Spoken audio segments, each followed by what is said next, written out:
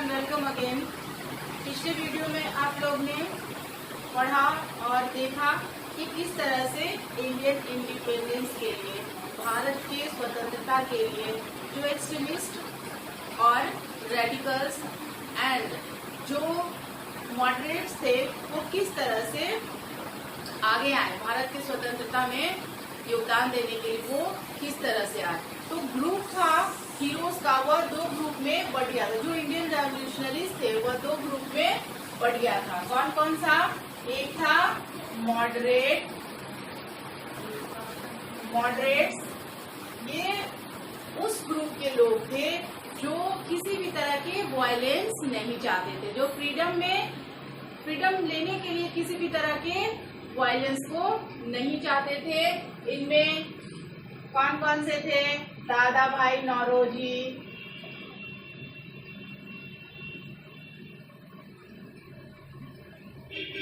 सुरेंद्रनाथ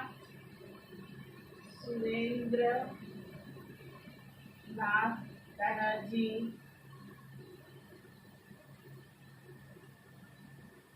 डब्ल्यू.सी. बनर्जी और बहुत सारे लीडर्स थे जो नहीं चाहते थे कि भारत की स्वतंत्रता के लिए किसी भी तरह का मारपीट हो, किसी भी तरह के वायलेंस हो। वो नॉन वायलेंस में बिलीव करते थे। The group believed in achieving freedom is a peaceful way without any violence, वे आर कॉल्ड मॉडरेट्स। और दूसरे थे रेडिकल्स और एक्सट्रीमिस्ट। रेडिकल्स और एक्सट्रीमिस्ट, ये दूसरा ग्रुप था जो फ्रीडम के लिए किसी भी तरह के हद को पार कर सकता था। मीन्स वह वायलेंट थे, वह अहिंसा के खिलाफ नहीं थे, वह गोली बंदूक हथियार का इस्तेमाल करना जानते थे। और इसमें जो मेन लीडर थे वह थे लाला लाजपत राय, बाल गंगाधर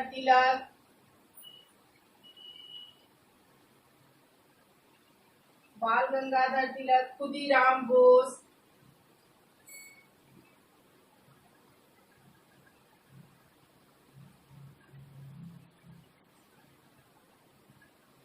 चंद्रशेखर आजाद,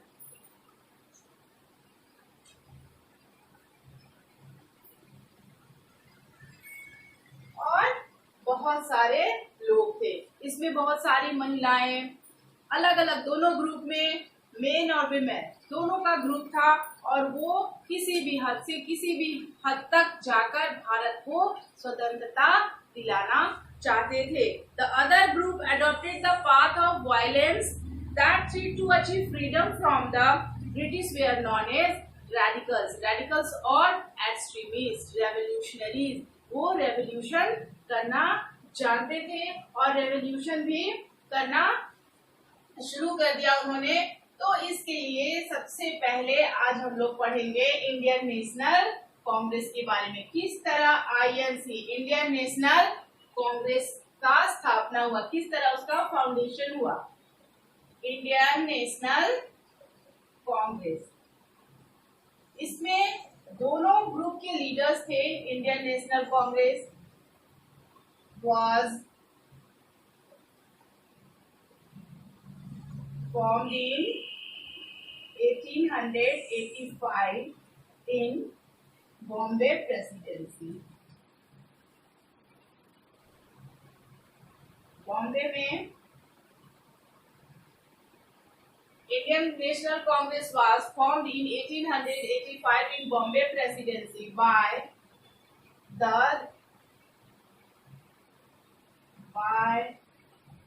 a British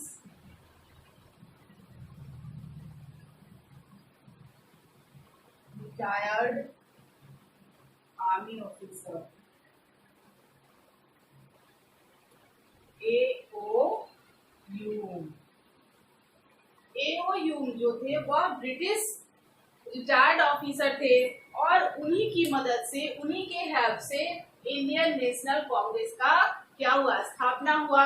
और यह इसलिए बनाया गया ताकि जो भारतीय थे, जो इंडियंस थे, उनके अंदर जो भी फीलिंग थे, जो भी विचार थे, वह ब्रिटिश को उनके थ्रू, उस पार्टी, इस ग्रुप के थ्रू वह उसको शेयर करे, ताकि भारत में जो भी तकलीफें हैं उसको ब्रिटिश गवर्नमेंट क्या करे, दूर करे। तो इसको दूर करने के लिए जो भी पॉलिसी थी, जो पॉलिसी ब्रिटिश इनेक्ट करते थे, तो उसको किस तरह से इवॉल्व करना है सोसाइटी में, या सोसाइटी के जो भी प्रॉब्लम्स थे उसको किस तरह से हटाना था, ब्रिटिश को ये बताने के लिए भारत में भारतीय राष्ट्रीय कांग्रेस की स्थापना किसके द्वारा की गई?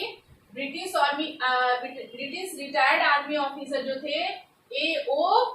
ह्यूम की मदद से इंडियन नेशनल कांग्रेस की स्थापना कब हुई? 1885 में।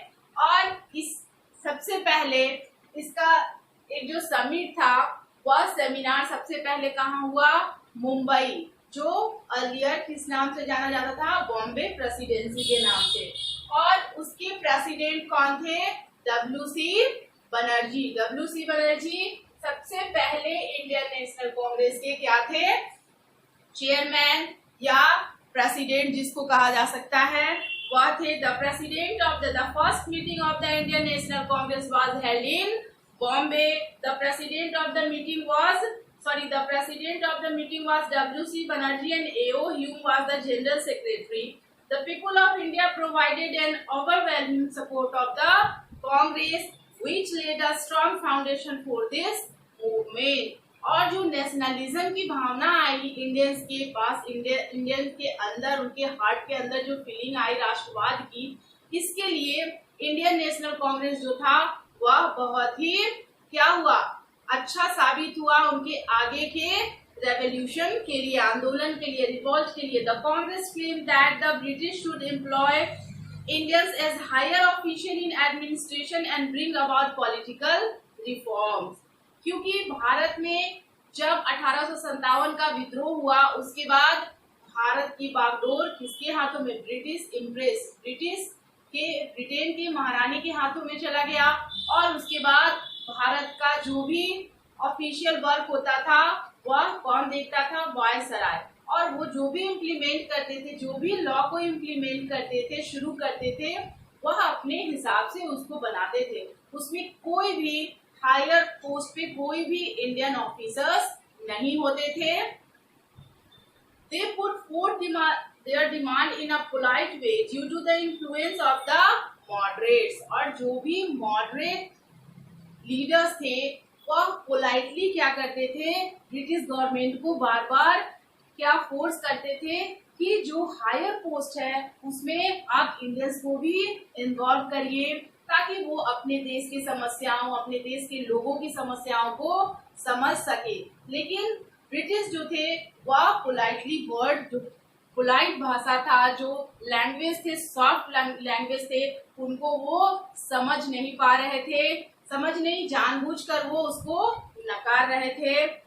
Their demands were rejected by the British government. The extremist group criticized the policy of moderates and acted violently to impose their demands. और जब रेडिकल्स ने, एक्सट्रीमिस्ट, जो रेवोल्यूशनरी थे, जो आंदोलनकारी थे, जो नॉन वायलेंस, जो हिंसा में विश्वास करते थे, उन्होंने मॉडरेट्स को कहा कि वह ब्रिटिश जो है वह अच्छी भाषा, शांत भाषा, अच्छे सरल स्वभाव को नहीं समझते हैं और उन्हें हिंसा से ही यहाँ से भगाया जा सकता है। The extremist group criticized the policy of moderate and acted violently to impose their demand. और वह अपने डिमांड पर, अपने जो अधिकार थे उसको मांगने के लिए क्या हुए? अडिग रहे। और जो एक्सट्रीमिस्ट थे उसमें बाल गंगाधर तिलक मेन उस समय के, on this period, on that time, जब रेवोल्यूशन हो रहा था, तो उस समय लाला लाजपत राय, बाल गंगाधर तिलक, ये जो थे रेवोल्यूशनरीज ग्रुप के टॉप मोस्ट लीडर थे। और उन्होंने कहा, Tilak was the most important extremist leader, he deeply opposed the British education system. उन्होंने ब्रिटिश एजुकेशन सिस्टम को इग्नोर किया एंड डिफेंड इंडियाज कल्चर, इसलिए क्योंकि जो भारत का कल्चर था, जो भारत की सभ्यता और संस्कृति थी, उसको ब्रिटिश जो इतिहास था, हिस्ट्री था, वह कुछ भी भारत के हिस्से की पढ़ाई में नहीं जा रही थी, इसलिए उन्होंने इसको इग्नोर किया। He deeply opposed the British education system that ignored and defamed India's culture, history and values. He was the first Indian nationalist to demand Swaraj. Swaraj means पूर्ण, स्वराज मीन्स फ्रीडम। पूरे तरीके से वो चाहते थे कि ब्रिटिश जो है भारत से चले जाएं। इंडिया के जो भी लीडर है वह इंडिया की बागडोर अपने हाथ में ले, किसी भी तरह का कंट्रोल ब्रिटिश का नहीं हो। As the destiny of the nation, he was the first Indian nationalist to demand Swaraj, self-rule, as the destiny of the nation, and his slogan, Swaraj is my birthright and I shall have it, was a source of inspiration for many Indians. Swaraj हमारा जन्मसिद्ध अधिकार है और इसे हम पाकर रहेंगे, यह उनका मुख्य नारा था। और इससे बहुत सारे इंडियंस जो थे, वह जो पढ़े लिखे थे, जो अशिक्षित थे और जो शिक्षित थे, दोनों तरह के जो लोग थे भारत के, वह इनके इस वाक्य से, इस लाइन से बहुत ही ज्यादा इंस्पायर्ड हुए और सब लोगों ने एक साथ मिलके इंडिया के फ्रीडम, इंडिया को फ्री करने के लिए सब लोग रिवॉल्ट में, इस रेवोल्यूशन में अपनी सहभागिता को दिखाना शुरू किया। It was a source of inspiration for many Indians. It became very popular through his newspaper named Kesari, और उनके द्वारा चलाया जाने वाला न्यूज़पेपर था केसरी और मराठा।